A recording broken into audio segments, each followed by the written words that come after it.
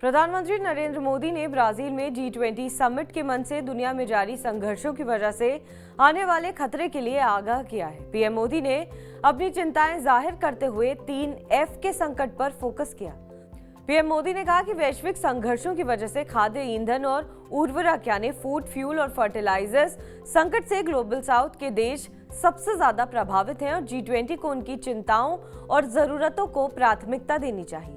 Global south में भारत, चीन, Brazil और सऊदी कतर जैसे देश आते हैं। नरेंद्र मोदी ने साफ किया कि दूसरे देशों की लड़ाई का असर ग्लोबल साउथ पर पड़ रहा है, इसलिए पहले ग्लोबल साउथ के मुद्दों पर ध्यान दिया जाए। G20 शिखर सम्मेलन के पहले दिन अपने संबोधन में मोदी ने भारत के G20 में लिए गए जन केंद्रित निर्णयों को आगे बढ़ाने के लिए ब्राजील की अध्यक्षता की सराहना की। उन्होंने कहा कि भारतीय G20 अध्यक्षता का एक पृथ्वी, एक परिवार, एक भविष्य का आह्वान रियो की बातचीत में गुजरता रहा है।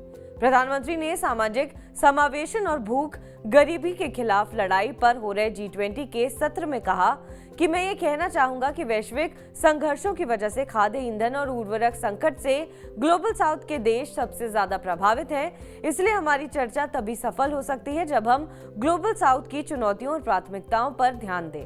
पीएम मोदी ने G20 की पहल fight against hunger and poverty पर भारत के पूर्ण समर्थन का वादा किया।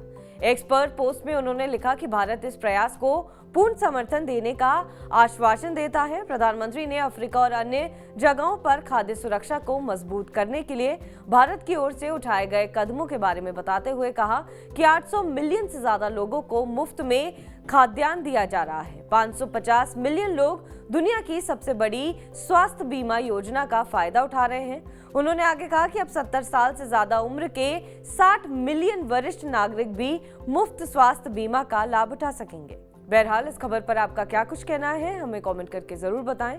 बाकी देश और विदेश की तमाम बड़ी खबरों के लिए आप देखते रहें TV9 डिजिटल।